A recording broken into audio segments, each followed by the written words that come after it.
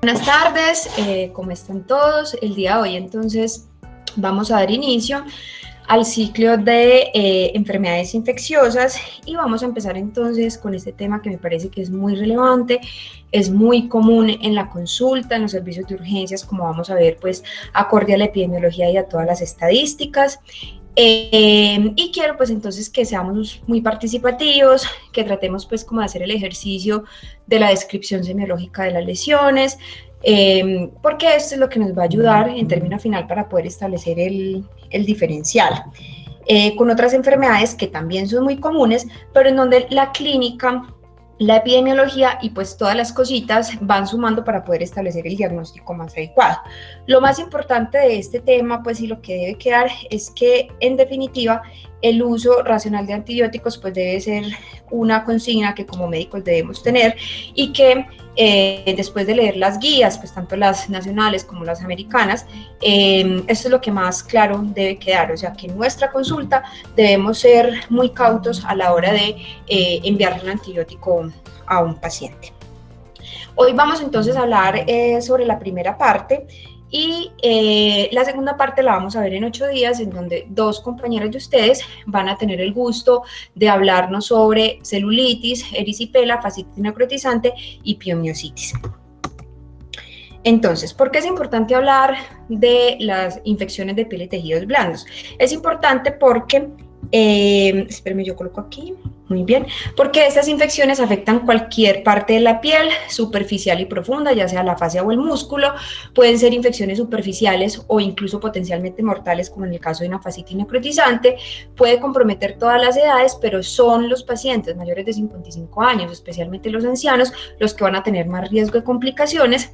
Y hay varios predisponentes como son el trauma, otro tipo de dermatosis, sobre todo en aquellos pacientes que tienen alteraciones de la barrera cutánea, pacientes diabéticos porque van a tener trastornos en el proceso de cicatrización y pacientes inmunodeprimidos.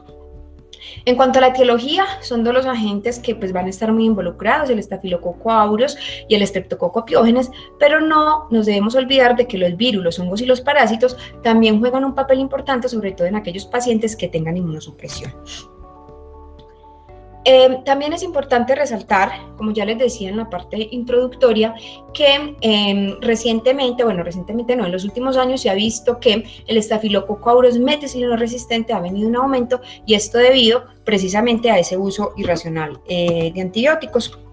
Y el tratamiento entonces va a ser con antimicrobianos, ya sea de tipo tópicos o sistémicos, o incluso en infecciones muy graves como lo es la fascitis necrotizante, la piomiositis, la celulitis, la erisipela, que son pacientes que ya van a estar hospitalizados, van a requerir un manejo, pueden requerir manejo quirúrgico. Para la epidemiología, entonces, tenemos esta que es un artículo realizado en Estados Unidos, donde se hicieron la pregunta de si las infecciones de piel y tejidos blandos venían en aumento en el tiempo. Y esto no se había cuantificado, entonces ellos tomaron los datos de las encuestas nacionales entre los años 2005 y 2010 para mirar qué tanto se había aumentado en el tiempo este motivo de consulta.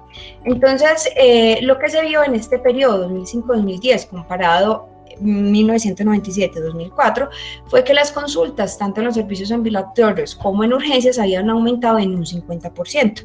A pesar de esto, la tendencia de estas infecciones pues tienden a la estabilización, pero mire que corresponde a 2 veces más la incidencia de infecciones del tracto urinario y 10 veces la incidencia de neumonía. Por lo tanto, estas infecciones de piel y tejidos blandos se van a encontrar dentro de las 10 primeras causas de consulta hospitalaria y nosotros debemos aprender a manejarlas muy bien.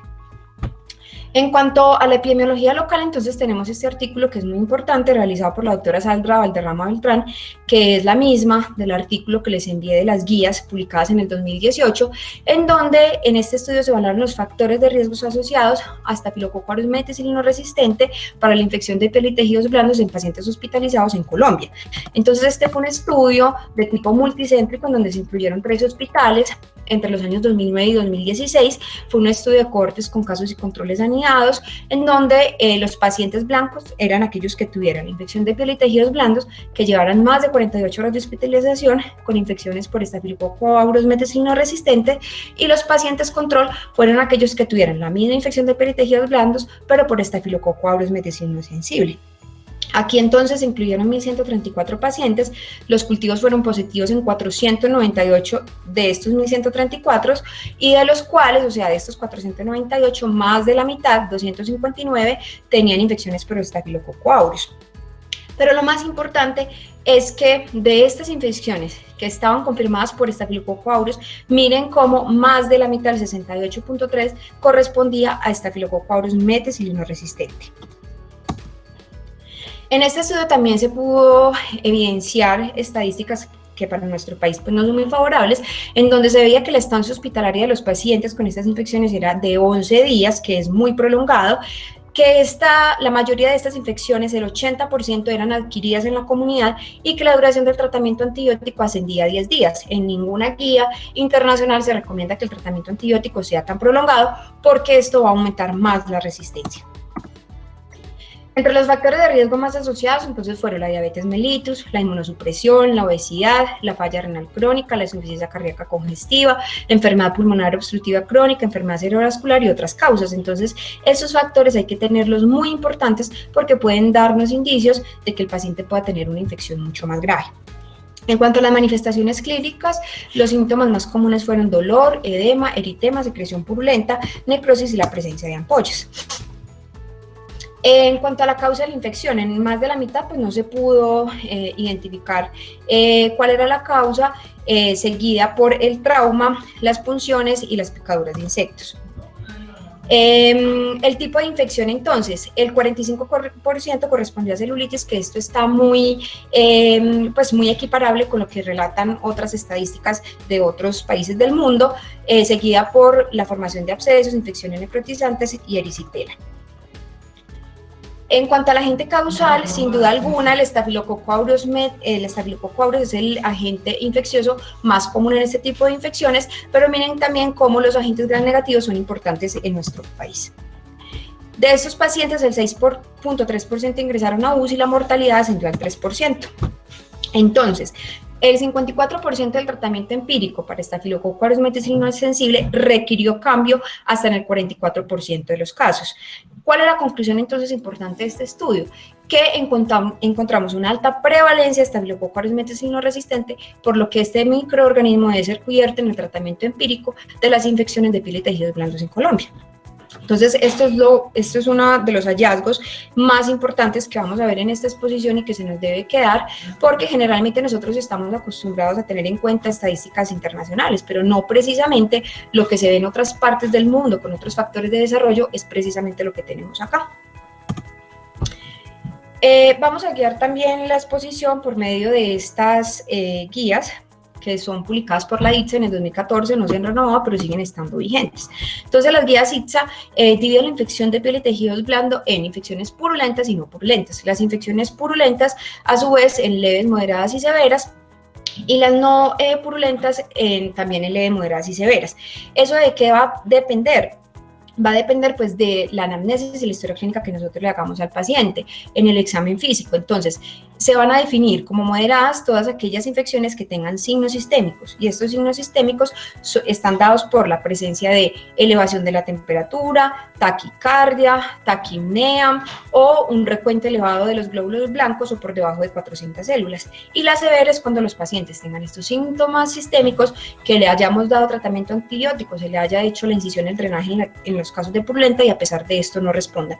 O en aquellos pacientes que sean inmunodeprimidos, tengan ampollas en la manifestación clínica o estén hipotensos. En las no purulentas, entonces, miren cómo aquí hace más que todo referencia sobre todo a la fascitis necrotizante, en donde lo más importante y lo que va a incidir en el pronóstico del paciente es el debridamiento quirúrgico temprano. Pero esto va a ser pues motivo de la charla que vamos a ver en 8 días. Este fue el artículo que yo les envié, pues que vamos a discutir hoy, que es la guía práctica clínica para el diagnóstico y manejo de las infecciones de piel y tejidos blandos en Colombia. Es importante tener en cuenta que las guías son guías, es decir, nos ayudan y nos orientan sobre el manejo que nosotros debemos darle a nuestros pacientes, pero no son una camisa de fuerza, pues en donde nosotros tenemos que hacer exactamente lo que dice ahí, porque obviamente hay lugares de nuestro país, o bueno, los que están haciendo rural ahorita, que no pueden tener todos los recursos, o puede que no tengan pues como todas las cosas o los antibióticos necesarios, también por la limitante del sistema de salud, que en muchos de los casos va a exigir que el paciente tenga un MIPRES. Entonces, pues lo ideal es darle al paciente lo mejor. Pero entonces estas guías me parece que, dado que están basadas en estadísticas nacionales, pues son muy importantes a la hora de tratar a nuestros pacientes. En estas guías entonces incluyeron pacientes adultos mayores de 18 años, con origen en la comunidad o en el hospital, que consultan al servicio de salud, ya sea pues ambulatorio u hospitalario. En esta guía se dividen entonces estas infecciones de piel y tejidos blandos en purulentas, como los abscesos, los forúnculos y los carbuncos; no purulenta, como el impétigo, el ectima, la celulitis y la erisipela; y la necrosante, como la fascitis necrotizante y la piomyositis. Hoy vamos entonces a hablar sobre las que están en negrito, que son el impétigo, el ectima, los abscesos, el forúnculo y el carbunco. Vamos entonces a empezar con las no purulentas, el impétigo y el ectima. Entonces, el impétigo es una infección superficial. La característica principal de este impétigo es que es muy contagiosa y se va a diseminar o se le va a contagiar a los pacientes, que generalmente van a ser niños menores de 6 años, por contacto directo, por fomitis.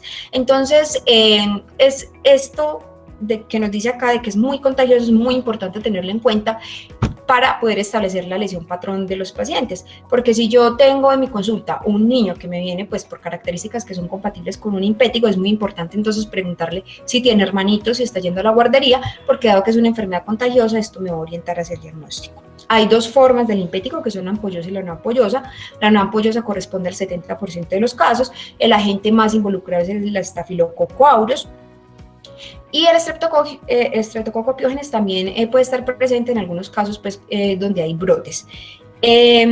Otros de los factores de riesgos, entonces, como podemos ver acá, son los climas cálidos, la pobreza y el hacinamiento. Representa la infección pediátrica bacteriana más común de la piel en todo el mundo.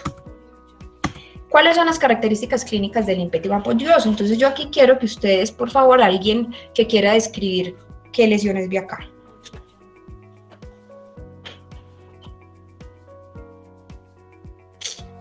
Hola chicos, ¿quién se anima?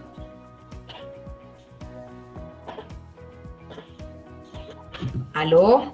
Aló, doctora, buenas tardes. Hola, ¿cómo estás? Bien, sí, señora. Bueno. Entonces, en la fotografía vemos lesiones tipo placa, eritematosas con costras mielicéricas en región peribucal, pues de bordes regulares, es lo que Muy se bien. ¿Cuál sería para ti la lesión primaria? Entonces, acuérdese que siempre que uno va a escribir una lesión es muy importante, entonces, como tener un orden, ¿cierto? Sí, señora. Entonces, uno debe empezar. ¿Dónde está localizado? En la región perioral y mental. Exacto. Entonces eso es muy importante. Los impétigos generalmente son muy periorificiales, entonces la localización ya nos va orientando hacia el diagnóstico peribucal. Bueno, ¿cuál es la lesión primaria en este caso? ¿Esta qué sería? Es una lesión tipo placa. No, placa. Esta aquí, placa no. Oh, perdón. ¿Cuál? Esta más chiquitica. Ok, ¿es una pápula?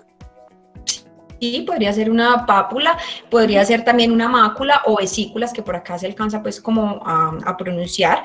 Y generalmente esas lesiones que miden milímetros, como vemos acá, ¿cierto? De 2 a 4 milímetros, van a evolucionar hacia la formación entonces de estas costras mielicéricas, como muy bien lo escribió la compañera. Muy bien, gracias a ti. Gracias a ti. Ok. Bueno, entonces miren, acá podemos ver muy bien la costra mielicérica, que en este caso pues sería la lesión patrón del impétigo no ampolloso, ¿cierto? Y lo que les comentaba de que es muy periorificial, entonces alrededor de la nariz y alrededor de la boca. En este adulto, por ejemplo, que también alcanzamos a ver esas costras mielicéricas, posiblemente lo que este paciente haya tenido sea una foliculitis y que luego se haya impetiginizado. Entonces hay que aprender a diferenciar qué es una lesión impetiginizada y qué es un impétigo. A los adultos también les puede dar impétigo, sobre todo cuando están en contacto con niños, pero es importante tener en cuenta ese concepto. Aquí en este adulto, miren, por ejemplo, estas lesiones también periorificiales con la característica de estas costras mielicéricas. Y esto es a lo que yo me refiero de una dermatosis que está impetiginizada, pero que no necesariamente es un impétigo. Este es un paciente que tiene una dermatosis facticia, en donde vemos estas lesiones que son muy circulares, muy geométricas, porque él mismo se las produce.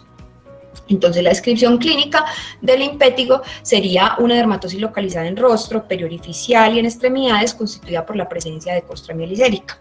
Los síntomas sistémicos suelen estar ausentes y en el 5% de los pacientes el estreptococo piógenes, como les mencioné, puede producir algunos brotes y en estos pacientes generalmente se puede asociar una glomerulonefritis estreptocóxica, como vamos a ver en el tratamiento.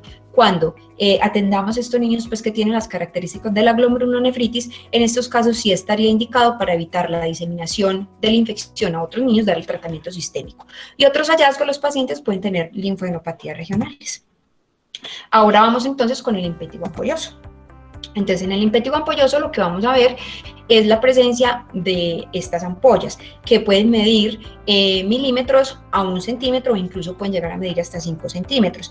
Esas ampollas luego van a degenerar en la presencia de esto que se denomina como un collarete de escamas. Aquí lo podemos ver mejor y aquí se encuentra también un signo que es el signo de la quemadura de cigarrillo. Estas lesiones van a estar también muy ubicadas a nivel de los pliegues, como lo podemos ver acá en esta axila. Miren aquí la ampolla, esta es una ampolla que ya pues es más grandecita y recuerden que siempre que estamos describiendo las ampollas es muy importante decir cómo es la pared de esa ampolla, si es una pared flácida o si es una pared tensa, porque dependiendo de esto entonces nosotros vamos a poder ubicar o imaginarnos dónde puede estar ubicado fisiopatológicamente la lesión, ¿cierto? Entonces, cuando son flácidas van a estar más superficiales, cuando son tensas van a estar mucho más profundas. En este caso, miren que es flácida porque por la gravedad el líquido que es pues como transparente cae hacia donde pues la gravedad lo impulsa. Y aquí podemos ver la presencia de esta costra, posiblemente porque este paciente, por el rascado, porque algunas lesiones pueden ser pruriginosas, se haya infectado. Aquí podemos ver entonces muy bien el signo de lo que les mencionaba de las quemaduras de cigarrillo subsecuentes a la erosión o a la ruptura de las ampollas. Entonces, la descripción clínica en este caso sería una dermatosis localizada o diseminada a rostro, tronco y extremidades con compromiso de pliegues constituida por la presencia de ampollas, las cuales al romperse dejan un collarete de escamas, signo de las quemaduras de cigarro sin costras gruesas. Este también puede afectar a niños pues muy chiquitos, neonatos o adultos inmunocomprometidos, y dentro de las complicaciones estaría el síndrome de la piel escaldada. Y otros hallazgos adicionales, los pacientes también pueden tener linfadenopatías regionales. Ahora entonces vamos a hacer un ejercicio para que todos participemos, bueno, el que quiera participar, en donde vamos a hacer el diferencial, que es muy importante, porque no todas las lesiones que tengamos con costra mielicérica van a corresponder a un impétigo, o no todas las lesiones que tengamos con las características que les acabo de mencionar pueden corresponder a esta enfermedad. Entonces, este es el caso de un paciente de 16 años con erupción en los labios, este es el segundo episodio y el último fue hace 2 años. ¿Quién quiere participar para hacer la descripción de la lesión?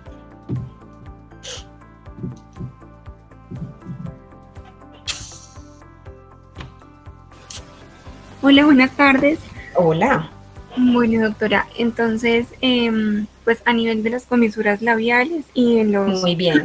en los pliegues superiores de los labios, se encuentran lesiones tipo vesícula. Muy bien. Con características costrosas, melicéricas, algunas de ellas agrupadas. Eso, muy bien, el agrupamiento. ¿Y qué más te llama la atención?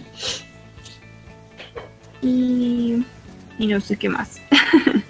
Bueno, y mira el fondo que es como muy eritematoso, ¿cierto? Entonces, vesículas agrupadas en fondo eritematoso, perfecto. ¿Qué te llama la atención del cuadro clínico? De esta historia chiquita que te dicen acá. ¿Qué te podría orientar hacia el diagnóstico? Que pareciese como que fuera por un herpes. Perfecto, ¿y por qué dices que es un herpes? Bueno, principalmente por la ubicación, porque es muy común, creo que es en los herpes tipo 1 y 2, ¿sí?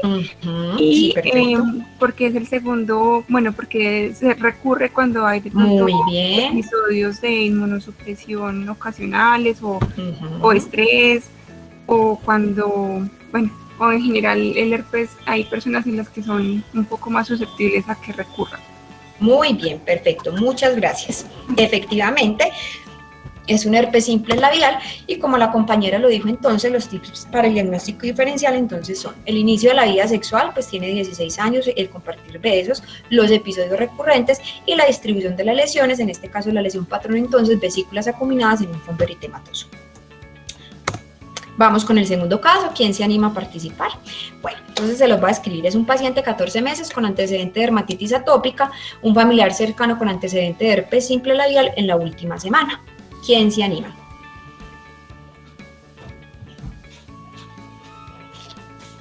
Oli, no les dé miedo, que aquí todos estamos para aprender. Bueno, entonces yo otra vez.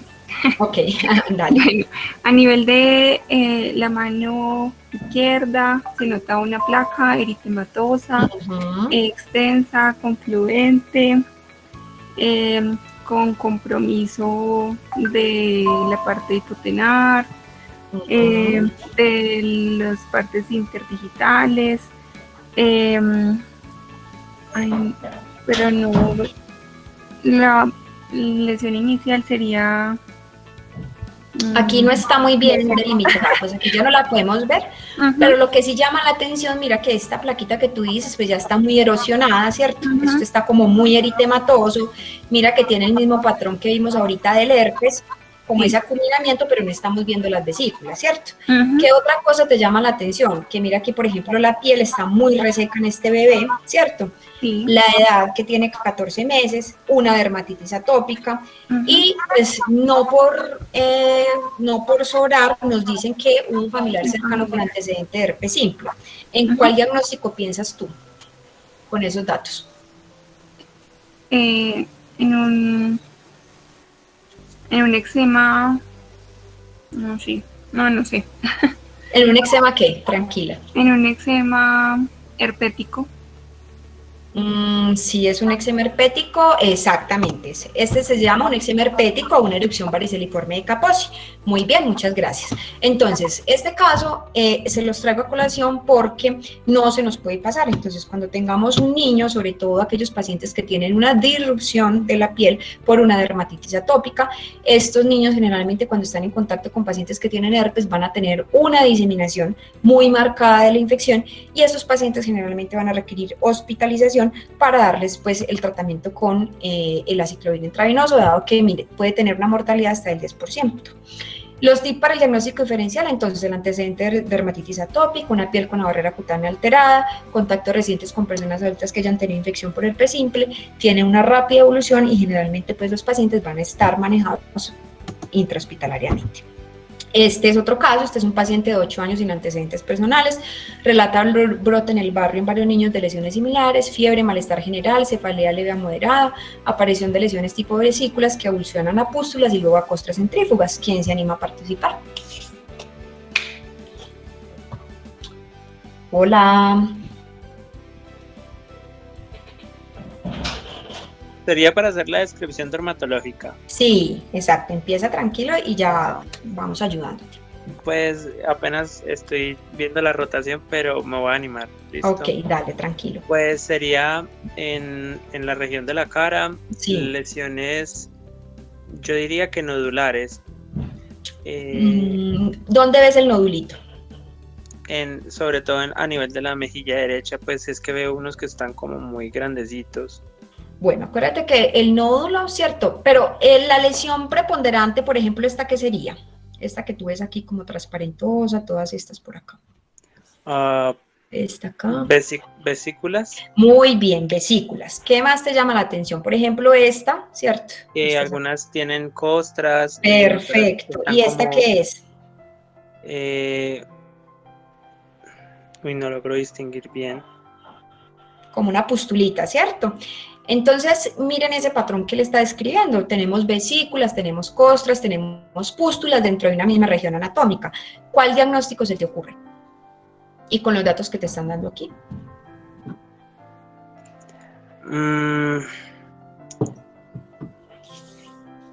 Ni idea, no sabría. Mira de pronto algún tipo de exantema viral, pues por lo que hay el brote en el barrio de varios niños con lesiones similares, pero no sabría el diagnóstico específico. Bueno, entonces tranquilito, muchas gracias. ¿Quién más se anima? ¿Quién le ayuda para el diagnóstico? De pronto una varicela. Perfecto, la mano Mónica. Una varicela, exacto. Muy bien, muchas gracias. Entonces, No se les olvide este patrón que el compañero pues describió muy bien, ¿cierto? Son pacientes que generalmente van a tener un pródromo de malestar, de fiebre, y la lesión patrón en este caso va a ser el patrón de cielo estrellado, como él mismo lo describió, que son varias lesiones diferentes pues en una misma región anatómica, o varias lesiones primarias en diferente estadio de maduración en una misma región anatómica. Entonces, como él lo dijo, vesículas en algunas costras, en algunas pústulas que están ubicadas en este caso pues en el rostro. Las costras pueden ser centrífugas, es muy importante el contacto epidemiológico, por eso hay otros niños en el barrio que también tienen estas mismas características, y aquí es muy importante entonces preguntar también el antecedente de vacunación.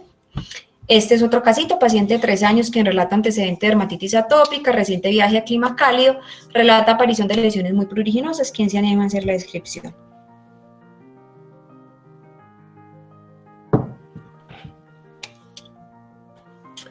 Hola. Bueno, entonces aquí podemos observar en este paciente eso es en dorso de pie. Este es como el antebrazo. ¿Sí? El antebrazo, no, bueno, está un poquito desubicado. Bueno, en el antebrazo podemos observar algunas pápulas eritematosas excoriadas. También podemos observar una vesícula de contenido cercano y también algo de descamación en collarete perilesional. ¿Y en qué diagnóstico? Mira aquí, y de la historia clínica que te hace... Bueno, entonces con el antecedente de un viaje a clima cálido, pues realmente no sé si puede hacer un prurigo. Perfecto, súper bien, Manuel. Exacto. Muy bien, entonces esta es una picadura por artrópodos, este es un prurigo por insectos. Aquí muy importante entonces que generalmente el prurigo, esto va a ser un motivo de consulta súper común, y aquí es muy importante, como vamos a ver en el tratamiento, y debe quedar entonces claro que cuando veamos este tipo de lesiones, lo común que hacemos cuando somos médicos generales es indicar el tratamiento antibiótico sistémico, y no siempre está indicado. O sea, si el niño no tiene síntomas como fiebre, la presencia de adenopatías, malestar general, si no tiene múltiples lesiones, pues no es necesario. Solo con tratamiento tópico y con medidas locales esto podría recurrir. Además, porque estos niños, como tienen dermatitis atópica, mire cómo tiene esta piel toda serótica, ¿cierto? Toda sequita, van a tener estos cuadros de manera muy recurrente. Entonces, si cada vez que el niño nos consulta, cada 2 o 3 meses por estas lesiones, le damos antibiótico, lo que vamos a hacer es seleccionar cepas resistentes. Entonces, aquí lo más importante es tratar la enfermedad de base, que es la dermatitis atópica, la hidratación, ¿cierto? Los emolientes en este caso, los cuidados con el baño, pues explicárselo muy bien a la mamá, darle el tratamiento, pues que ya ahorita vamos a ver cómo se hace, y darle pues todas estas recomendaciones, sobre todo con la ropa, para que tenga ropita de manga larga y esté bien cubierto. Este es otro casito, paciente de 25 años sin antecedentes personales, consulta al dermatólogo por presentar cuadro de 1 semana consistente en prurito asociado a la aparición de lesión tipo pápulas y vesículas, de las cuales confluyen en placas. Hace 7 días se aplicó tinte negro en el cabello semipermanente. ¿Quién se anima a describirlo?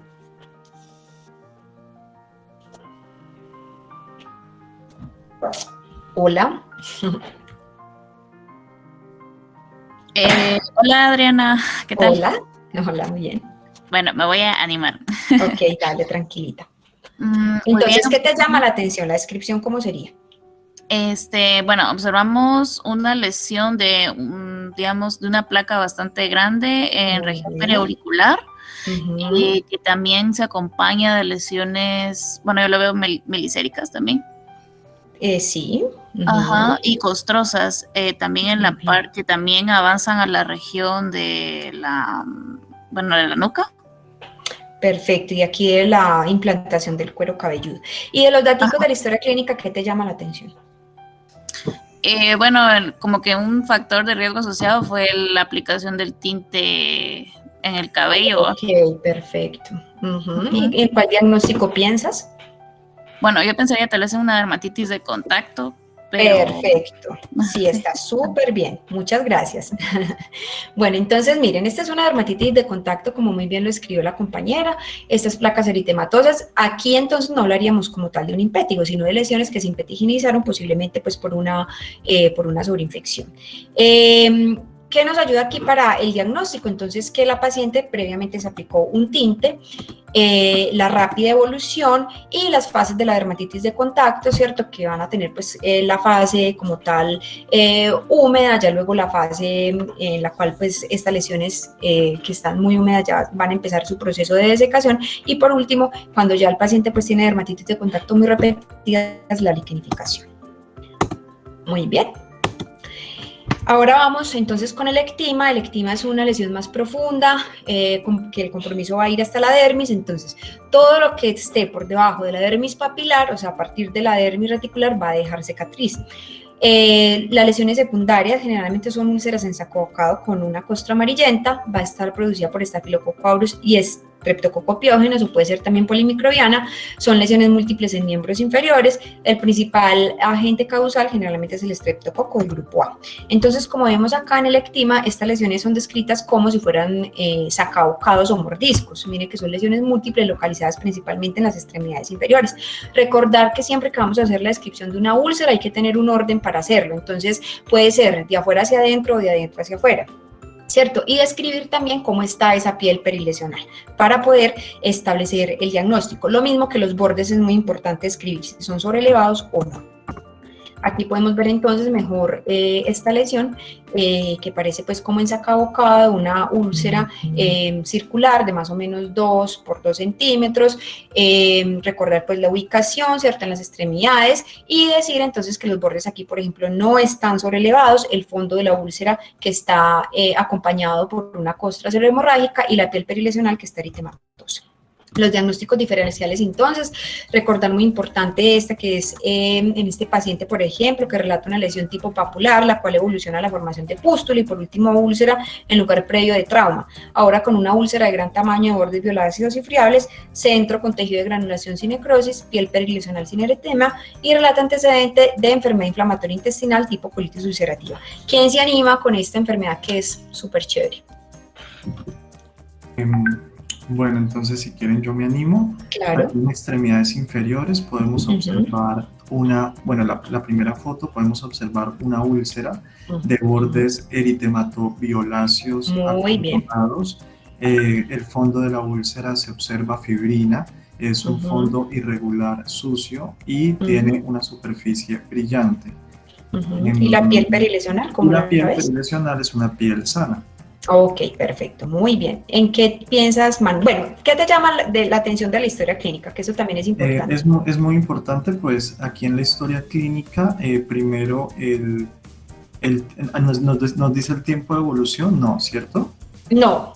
No, pero bueno, empieza como una pústula, como una lesión pequeña y va creciendo y luego se forma la úlcera. Ajá, la evolución. También es muy importante, pues, el antecedente de la colitis ulcerativa, pues, en dermatología vemos un montón de signos y enfermedades en piel asociadas a trastornos sistémicos, entonces ahí ya nos da una pista diagnóstica. ¿Y cómo se llama este signo cuando se asocia a trauma?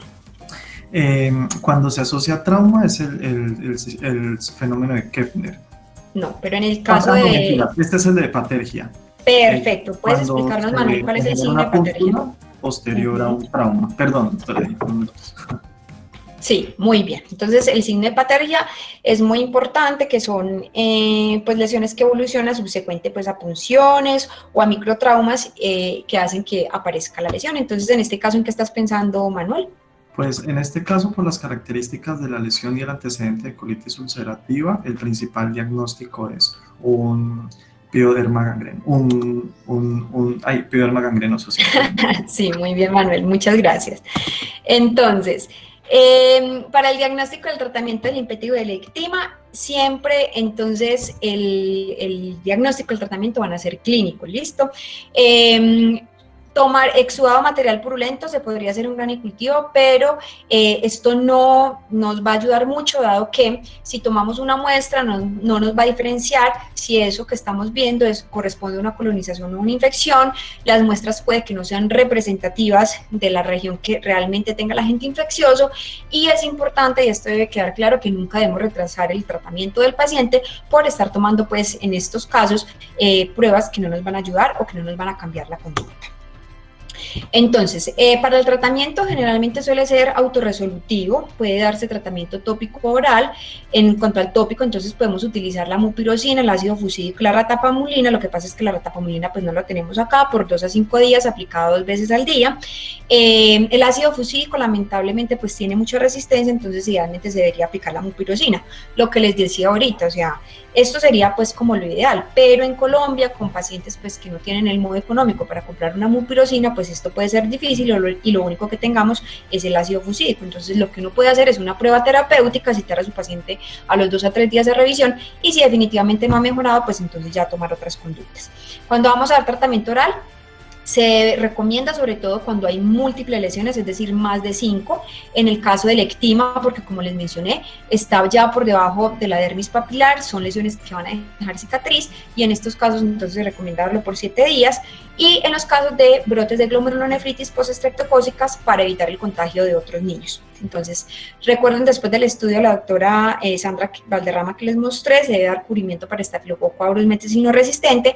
Entonces, aquí viene un error pues común y es que siempre ordenamos cefalexina, ordenamos dicloxacilina y pues estos tratamientos no son los más adecuados. Entonces, lo ideal es para cubrir estafilococo aureus meticilino resistente, dar trimestoprim sulfamethoxazol, que requiere un ajuste renal, o la clindamicina 300 miligramos cada 8 horas. Solo si la infección es confirmada por estafilococo aureus meticilino sensible se debe dar cefalexina o dicloxacilina, pero como les dije, las pruebas pues para grano y cultivo generalmente no están indicadas. O por estreptococo hemolítico del grupo A, una penicilina o cefalexina. Los niños pueden volver a la escuela a las 24 horas de iniciado el tratamiento y si las lesiones son secretantes se pueden cubrir con una gasa y es muy importante entonces decirle a las mamás que el cuidado pues con las manitos para evitar la sobreinfección de las lesiones es importante. Ahora vamos entonces con las infecciones purulentas como los abscesos del forúnculo y el carbunco. Entonces, estas son colecciones de pus que van a estar separadas del tejido vecino por una pared. El absceso puede dar en cualquier parte, el forúnculo donde hay folículo piloso y varios forúnculos van a conformar lo que se conoce como antrax, que no es un nombre muy adecuado, porque hay otra enfermedad que se llama antrax, es producida por otro tipo de agente infeccioso, o carbunco. Puede ser producida entonces por el estafilococo aureus o anaerobios, da en adolescentes y en adultos jóvenes. Es predisponente el ser portador crónico del estafilococo aureus, el tener contacto estrecho, por eso en los adolescentes pues que juegan deportes de contacto pues es un importante factor de riesgo, diabetes, obesidad, mala higiene e inmunodeficiencia. Entonces miren acá estas lesiones, podríamos describirlo entonces como la presencia de una placa o de un nódulo eritematoso cuyo centro es remitente, ¿cierto? O tiene la presencia de estas pústulas. Y vemos acá entonces en esta lesión cómo en la pustulita está rodeando la salida del folículo piloso. Algo importante aquí es que muchas veces estas lesiones, como ya van a ser más profundas, y van a estar en la dermis como hay vasitos sanguíneos podemos tener esta característica, que si uno ve esto, ¿cierto? Inicialmente sin la formación de la pústula uno se puede confundir. Entonces cuando tengamos estos casos lo ideal es darle al paciente manejo local, es decir, con compresas de agua tibia y citarlo a los 48 horas para mirar a ver cómo evoluciona. Y ya ahí sí poder ver bien la expresión del cuadro y no, digamos, pues como que tomar conductas inadecuadas. Bueno, entonces en la descripción clínica vamos a describirla como nódulos dolorosos, sensibles, fluctuantes, con calor, frecuentemente asociados a una pústula central, rodeados por un borde de tumefacción eritematosa. Ahora tenemos esta lesión, ¿cierto? Que ya vemos aquí, entonces la presencia de una placa, ¿cierto? Muy eritematosa, cuyo centro también tiene la presencia de estas lesiones en donde se alcanza a ver algo de pus, pero lo que llama la atención es que hay varios sitios por donde esta lesión está drenando. Aquí se alcanza pues a ver mucho mejor esta dermatosis ubicada en el cuello, constituida por esa gran placa eritematosa. En el centro tenemos la presencia de esta lesión purulenta y múltiples sitios de secreción. Entonces el carbunco es una lesión muy dolorosa que puede estar ubicada en el cuello, en la nuca, en la espalda, en los muslos. El paciente generalmente va a estar maluquito, va a tener mucha fiebre, malestar, el paciente se ve enfermo, varios orificios van a estar drenando como ya se los mencioné, y puede evolucionar hacia la formación de un cráter en el centro. Entonces, para tener en cuenta, los abscesos pueden dar en cualquier parte, los forúnculos en zonas cubiertas por pelo, cara, cuello, axilas, muslos y periné, el carbunco en zonas más gruesas como la nuca, la espalda, los muslos, tardan en curar y dejan cicatriz. Los forúnculos son recurrentes y hay portadores crónicos, entonces en este caso, cuando ya tengamos pues como muchos abscesos o forúnculos a repeticiones, podría estar indicada la descolonización de estos pacientes. Vamos entonces a hacer el ejercicio con los diagnósticos diferenciales.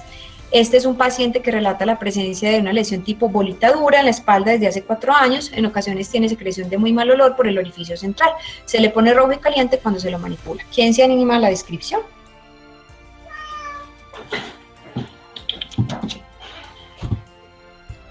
Hola.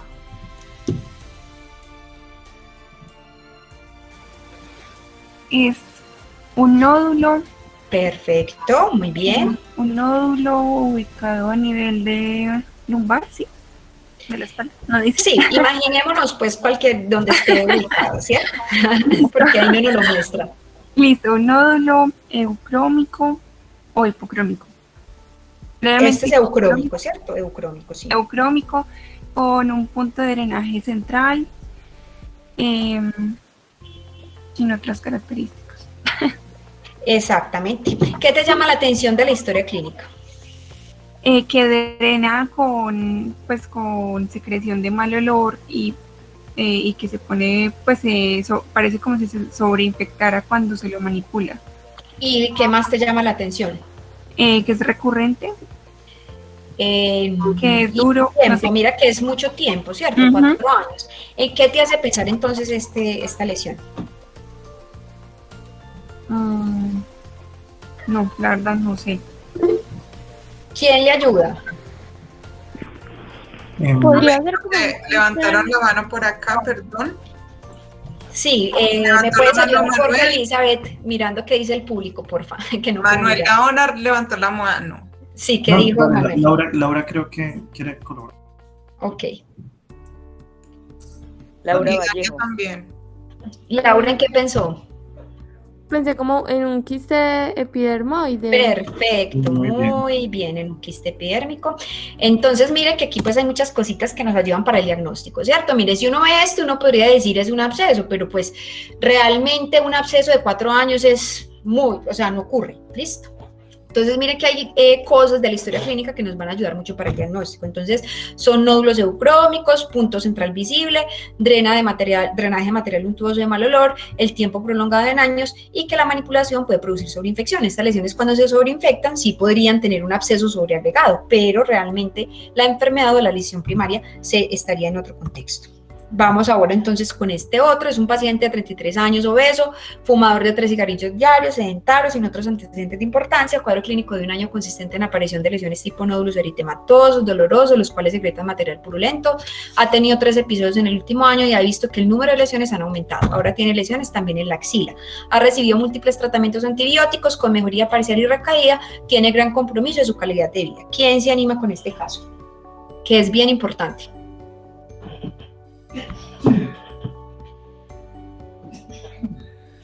Igual no importa que no sepan el diagnóstico, pues podemos empezar solo con la descripción. Eso.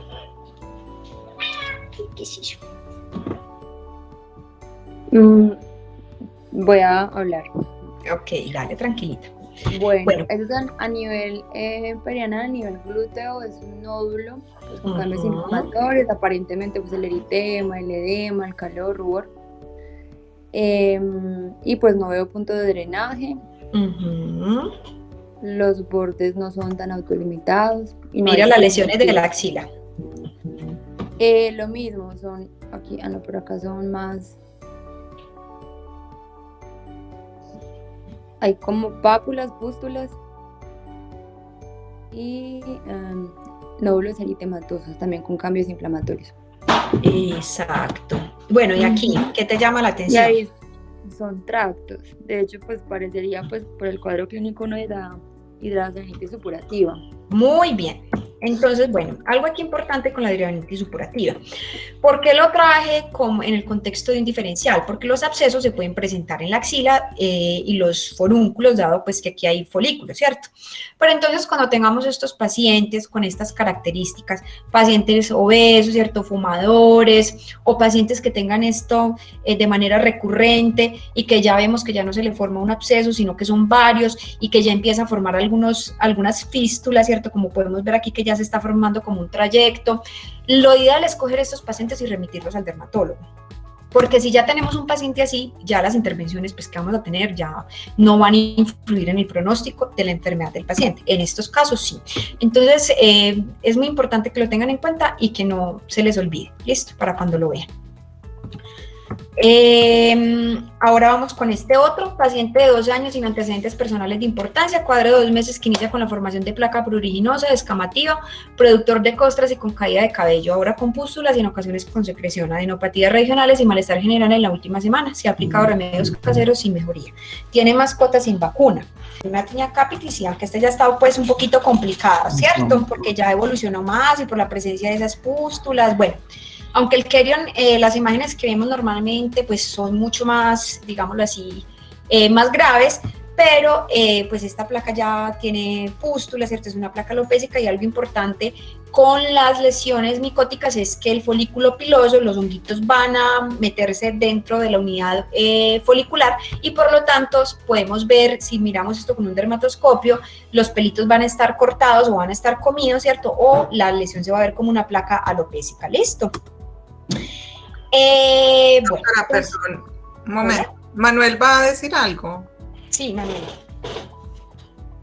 No, Ana María Cano. No. O sea, yo quería ayudar con el diagnóstico, pero ya... Ah, bueno. Okay. ¿Y Ana María qué va a decir? Ya, listo. Siga, doctora, bien. Perfecto, bueno, entonces, ¿cuál es la mejor estrategia para el diagnóstico de la infección de piel y tejidos blandos purulentas? Entonces, recuerden aquí en las guías ITSA, ¿cierto? La incisión y el drenaje. En estos casos, cuando sí tenemos colecciones, lo más importante es que si yo tengo una cavidad, ¿cierto? Que está conteniendo pus, si yo pongo antibiótico en esa cavidad, pues el antibiótico no va a funcionar, entonces yo tengo que drenar primero toda la pus, ¿cierto? Y ya ahí sí iniciar el tratamiento antibiótico. Lo ideal es que estas lesiones, luego el incisión y el drenaje, se realice un cultivo para mirar la sensibilidad de estos agentes. Recordar entonces que aquellos pacientes que tengan signos sistémicos, como elevación de la temperatura, estén taquicárdicos, tengan taquipnea, tengan leucocitosis o tengan una leucopenia o sean pacientes inmunodeprimidos, ya no van a tener una infección leve, sino que van a tener una infección moderada y pues si ya están más complicados con una hipotensión o son inmunodeprimidos, pues ya van a tener una infección severa. Y en estos casos, entonces aquí lo importante es definir si yo voy a manejar a mi paciente ambulatorio o si lo tengo que hospitalizar. Para eso entonces, este estudio pues me pareció interesante en donde se midió, siempre nos preguntamos, bueno, ¿será que en los abscesos las ecografías pueden cobrar relevancia? Entonces este fue un estudio que se hizo en adultos y luego se extrapoló a niños para mirar qué tan efectiva era la ecografía. Entonces en este estudio lo que se encontró fue que la ecografía tenía una sensibilidad del 96% y una especificidad del 82% para diferenciar infecciones purulentas de no purulentas.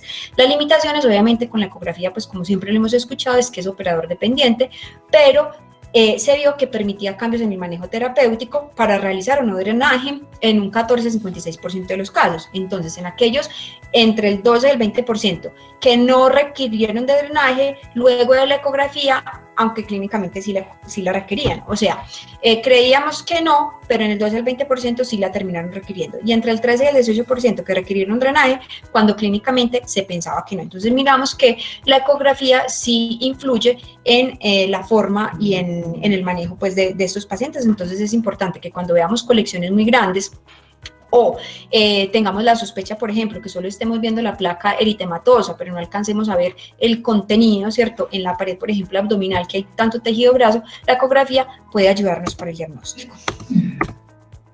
Se recomienda la incisión y drenaje para carbúnculo, abscesos y forúnculos grandes más de 2 centímetros. Entonces, para eso traje este estudio en donde se evaluó la incisión y drenaje por el método pues, habitual quirúrgico versus por aspiración guiada por aguja fina. Entonces, este estudio lo que hizo fue que cogió 54 pacientes para una incisión y drenaje y 47 pacientes para una incisión guiada por aguja fina. Entonces, en este caso, en la incisión y drenaje, lo que se hizo con estos pacientes fue que se les hizo ecografía al día 0 y a los 2 días, y luego se les hizo llamada a los 7 días. ¿Qué se vio? Que en el día 0, mire cómo en la incisión y drenaje solamente habían recaído 2 de 54, versus en la aspiración por aguja fina, donde ya habían recaído 28 en el mismo día. Al día 2, ya habían recaído 4 y aquí 3, y en total, entonces, comparando la incisión y drenaje versus la aspiración por aguja fina, se vio que en la incisión y drenaje habían recaído 10 de 49 y aquí 32 de 43, o sea, un 74%. Por lo tanto, fue una significancia estadística muy marcada a favor de la incisión y drenaje, y no se recomienda realizarlo por aspirado por aguja fina. ¿Por qué se decidió comparar? Porque pues, la aspiración por aguja fina pues, es menos invasiva, pero obviamente pues, los pacientes no van a tener un drenaje que es tan efectivo y van a tener mucho más riesgo de recaída.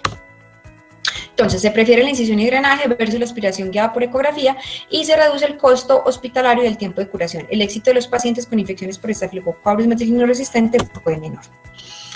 En el estudio que les mencioné inicialmente, en donde se evaluó pues, estos pacientes hospitalizados en esta, pues, infecciones de piel y tejidos blandos por Staphylococcus aureus meticillin sensible y resistente. Entonces, la conclusión más importante es que en Colombia más de la mitad de los casos con tratamiento empírico requirió cambio del manejo antibiótico por infección asociada a Staphylococcus aureus meticillin resistente. Entonces, en cuanto al tratamiento, lo que nos debemos llevar para la casa es lo siguiente, que si vamos a dar tratamiento empírico, recuerde que son más de 5 lesiones o pacientes que ya pues tengan síntomas sistémicos como fiebre, malestar, ¿cierto? Que tengan infecciones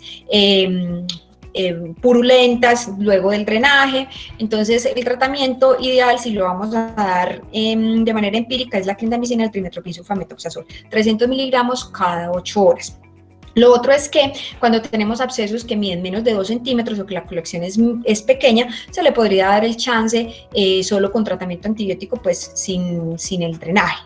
Pero cuando miden más de 2 centímetros, van a requerir el drenaje, el cultivo, para mirar la sensibilidad del agente infeccioso.